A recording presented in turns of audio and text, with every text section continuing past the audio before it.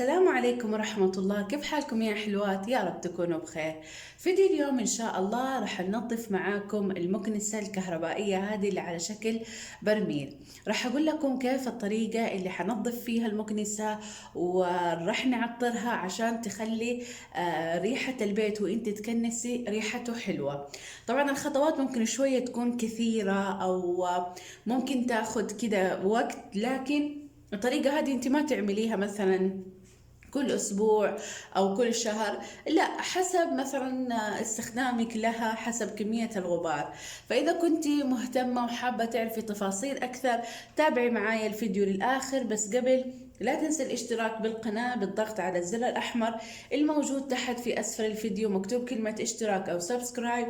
وكمان لا تنسي تفعلي جرس التنبيه عشان يوصل لك كل جديد مني، وأكيد كمان لا تنسي اللايك. طبعا زي ما قلت لكم رح ننظف اليوم المكنسة الكهربائية، ورح نعطرها، ورح نعمل ان شاء الله اشياء كثيرة وتركات بسيطة تحافظ على يعني انها تطول عمر المكنسة الكهربائية ان شاء الله. وبما انه خلاص يعني ان شاء الله قربت انظف البيت تنظيف عميق لشهر رمضان، ان شاء الله يبلغنا يا رب احنا وياكم واحنا في احسن حال. فقلت خليني أول شيء أبدأ أنظف المكنسة وأعطرها وأظبطها. فيلا تعالي شوفي معايا الخطوات، لأنه متأكدة إنك راح تستفيدي. طبعا الشغل هذا يبغاله كذا جلسة في الأرض زي ما أنا عاملة. أول شيء الجزء هذا اللي فوق اللي هو الموتور، انتبهي تجيبي عليه أي موية، لأنه إذا جات عليه موية خلاص المكنسة اندمرت. فإحنا حنشتغل على الجزء هذا والكيس اللي جوا. اول شيء عشان لما تيجي تفتحي المكنسة اكيد راح يكون فيها تراب كثير، فحاولي تفرشي حاجة. انا جايبة سفرة، ممكن انت تجيبي كيس. هنا احطها كده على جنب.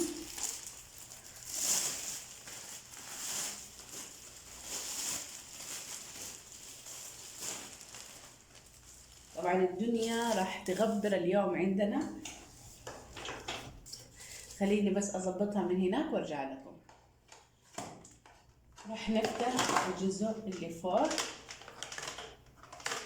فقط راح نمسح التمسيح، حتشوفوا كيف بعدين.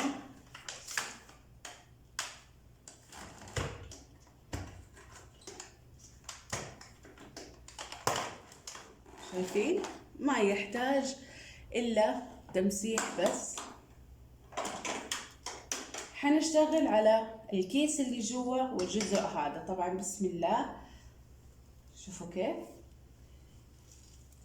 بلاوي متلتلة. آسفة على المنظر بس هذا هو الواقع. طبعا حنفضي هذا الله يكرمكم في الزبالة، او اذا معاكي كيس. بسم الله، وحنرجع تاني. الآن دخلنا الله يكرمكم لدورة المياه عشان نروش وننظف الحلوة هذه بالموية والجف والسفنجة. أنا هذا الأشياء اللي أستخدمها. أحب الجف بصراحة في تنظيفات كثيرة يعني. طبعا الخامة هذه ما أدري هي تحسوها معدن أو بلاستيك، المهم أنت بعد ما تخلص منها لازم تجففيها كويس. طبعا ممكن تشوفوا هنا في الوبر حقة التراب لأنه لونه أسود فمرة مبين. هنبدأ أول شيء كده بالموية.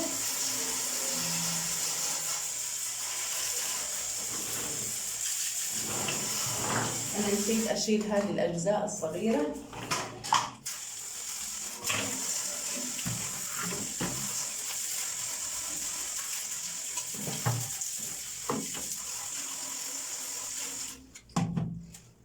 راح نحط الآن الجف زي ما انتم شايفين.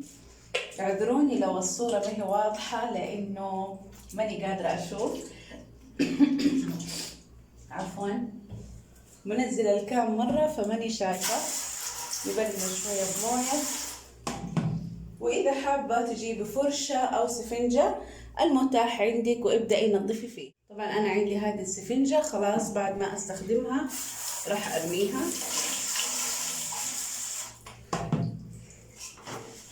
أول شيء من برا، لأنه من برا ما يكون فيها تراب كثير يعني.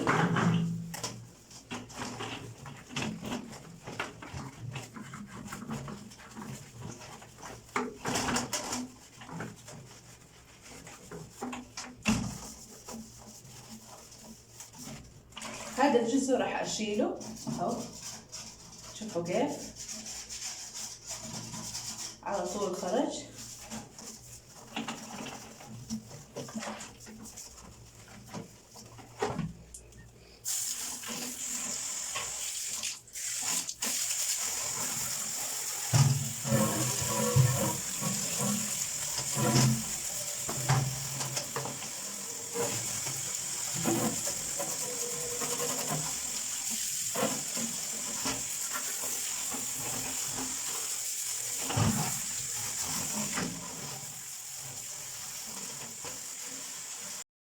الآن خلاص هي نطفت تماما،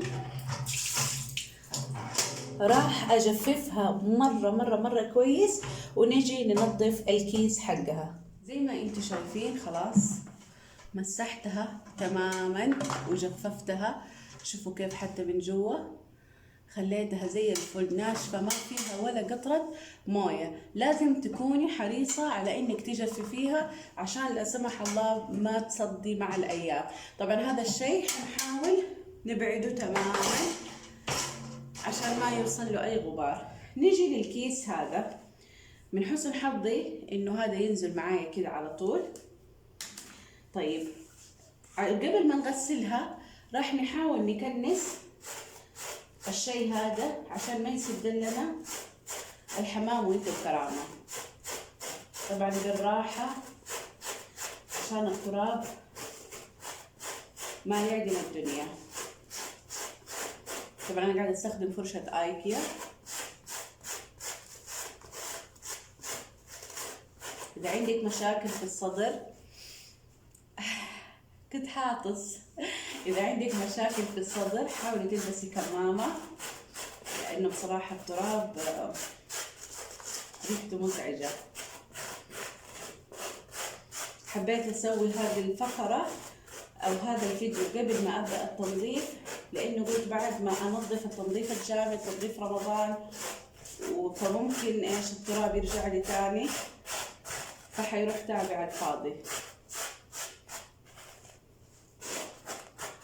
شايفين انا حاولت انزل كل الاشياء الكبيرة.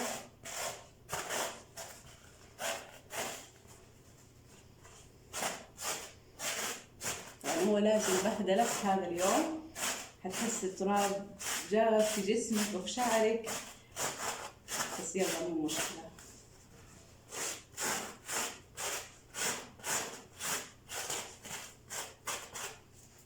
خلاص كده تقريبا نظفناه بشكل مبدئي. الآن حيجي دوره هو عشان نغسل. أول شيء راح نغسلها كده بالموية عشان ينزل كل التراب العالق فيها.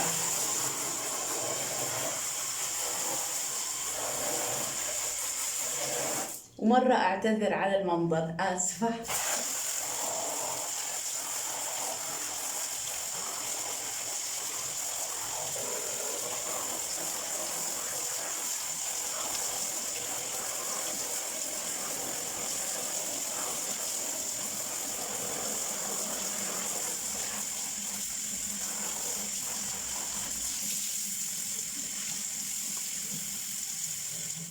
بعدين راح نجيب كروان، راح نحط السفنجة فيه أو الكيس، وراح نحط شوية لينور عشان يعطيه ريحة وفنش، فنش الملابس الملونة.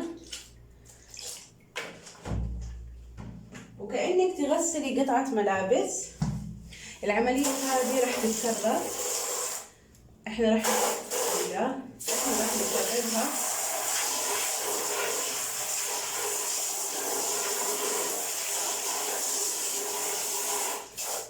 عادي، كأنك تغسلي. أنا ماني قادرة أتحكم عشان أنام، لحد ما تشوفي الموية صارت نظيفة.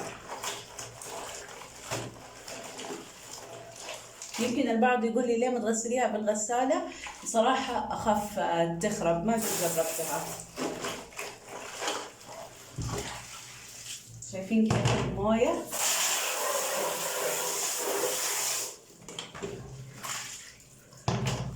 حكرر العملية زي ما قلت لكم، يمكن تاخذ مني 3-4 مرات وارجع لكم تاني. زي ما انتم شايفين اهو المويه صارت نظيفة.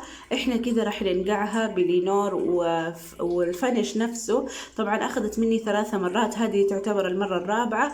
خليها منقوعة 30 دقيقة 40 دقيقة ساعة، يعني خليها تاخذ راحتها، لانه انت اصلا في هذا اليوم ما راح تستخدمي المكنسة الكهربائية، فعادي خليها تاخذ راحتها. الان حغسل الاجزاء الصغيرة اللي فيه. غسلت هذه الأجزاء. أنا ببالي كنت قاعدة أصور، لكن ما أدري اكتشفت إنه ما ضغط على الكام. يلا مو مشكلة، غسلتها عادي بالجف والموية. والآن راح نجففها تماما. والكيس طبعا ما زال منقوع في الموية.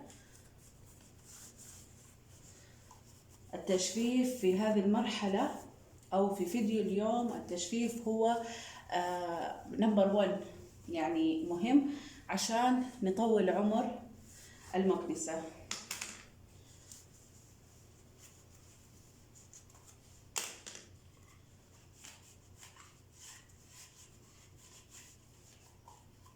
رجعت ما شاء الله زي الفل.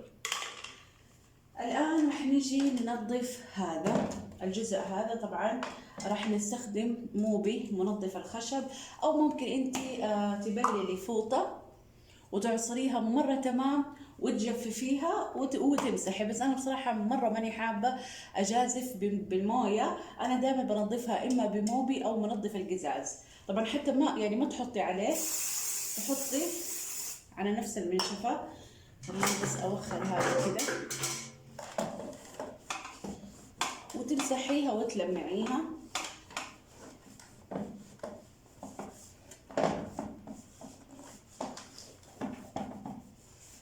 لأنه هنا الماطور، فإذا جات عليها الموية خلاص يعني المكنسة راحت فيها.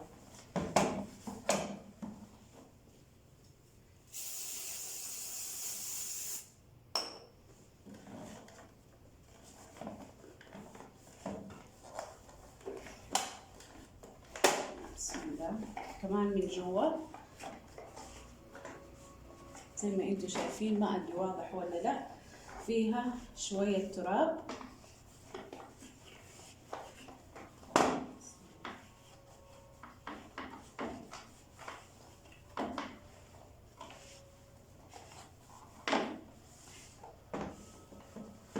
ولا ننسى كمان السلك.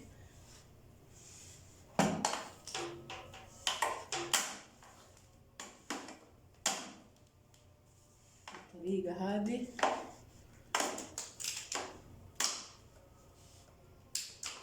خلاص نظفنا الجزء اللي فوق هذا. والآن زي ما انتم شايفين خلاص نزلتها بعد ما صارت منقوعة فترة، والريحة ما أحكي لكم. طبعا راح تاخد وقت مرة طويل في التنشيف، ممكن تاخد يوم يومين حسب الشمس اللي عندك. أنا بالعادة بيتي ما يدخل الشمس مرة قوية، فتاخد ممكن يومين أو يوم وشوية. أبدا لا تدخليها وهي مبلولة عشان ما تحرق لك الماكينة أو ما تطلع ريحة. فراح نخليها تنشف ممكن زي ما قلت لكم يوم يومين، وبعدين نكمل. ومن صباح ثاني يوم يا حلوات، واعذروني إذا صوتي متغير لأنه مع الغبار اللي نزل من المكنسة، وصادف سبحان الله إنه في غبار عندنا اليوم، فحسيت الصدر كده وأنفي شوية شعب، فعشان كده صوتي متغير. دحين خلاص هذه نشفت زي ما انتم شايفين، وما شاء الله تبارك الله. ما أحكي لكم عن الريحة، مرة حلوة لأنه إحنا طبعا نقعناها باللينور. طيب في عندك عدة خيارات للتعطير. أنا اليوم راح أستخدم طريقة واحدة بس، وحقول لكم ليش. في عندك ممكن تقدري تبخري نفس البرميل هذا، تجيبي المبخرة وتحطيها هنا وتخليها مفتوحة، ما تكتميها، يعني ما تحطي الكيس عشان ما ينحرق. خلاص بعد ما تحسيها تعبت من البخور تشيلي المبخرة وتحطي الكيس، وبكذا الريحة تستمر معاكي كنستين إلى 3. هذه الطريقة الأولى. الطريقة الثانية، بعد ما تحطي هذا الكيس تقدري تحطي مثلا أي ريحة عندك، بترشيه بمعطر المفارش أو أنا مرات أحط نفثالين، أرمي كده كم حبة نفثالين، أو ممكن تحطي من هذا معطر المفارش والسجاد، هذا برضو مرة حلو، تكبيه هنا. في البعض يكبوا تحت، لا هنا تكبيه هنا عشان الريحة تطلع. هذا الخيار الثاني. الخيار الثالث اللي انا اليوم ان شاء الله راح استخدمه، لانه عندي دعم لصاحبة هذا المتجر. تابعوني على السناب، لانه ما حاقدر اقول رايي الان، لانه انا قاعدة اجرب من عندها كذا حاجة عشان اسوي لها الدعم. ايش هو او ايش هي الفكرة؟ انا حبيت الفكرة. جابت لي بخور زي ما انتم شايفين معمول، ولكن معطر للمكنسة. كيف طريقته؟ قالت لي ترمي كذا كم حبة، 1 2 3 4 5، خلينا نحط 6 حبات. ترمي قالت لي بالطريقة هذه وخلاص، وتغطيه وتكنسي. وقالت لي شوفي كيف الريحة راح تكون. فأنا الآن حطيته زي ما انتم شايفين، وراح أقفلها، وما حقدر أحكم عليها من أول مرة أو تاني مرة. عشان كده أرجع أقول لكم تابعوني في السناب، لأنه إن شاء الله لما ينزل الفيديو حكون يمكن قد دعمتها، أو يعني أكيد حدعمها بعد الفيديو، أو ممكن كمان في الانستغرام، لأنه أنا أخذت من عندها كذا عينة. هي تبيع بخور والبان مستكة ومعمول وكل حاجة، فأخذت منها كذا صنف عشان أجربه. فزي ما انتم شايفين حطينا هنا كم حبة من معطر المكنس اللي قالت لي عليه. وبكذا يا حلوات صارت عروستنا جاهزة ونظيفة وريحتها حلوة الحمد لله. إن شاء الله يا رب الفيديو يكون عجبكم، والفكرة اللي قدمت لكم هي عجبتكم. والله يعطيكم يا رب ألف عافية على المشاهدة، وانتظروني بحول الله وقوته في فيديوهات ثانية. في أمان الله، مع السلامة.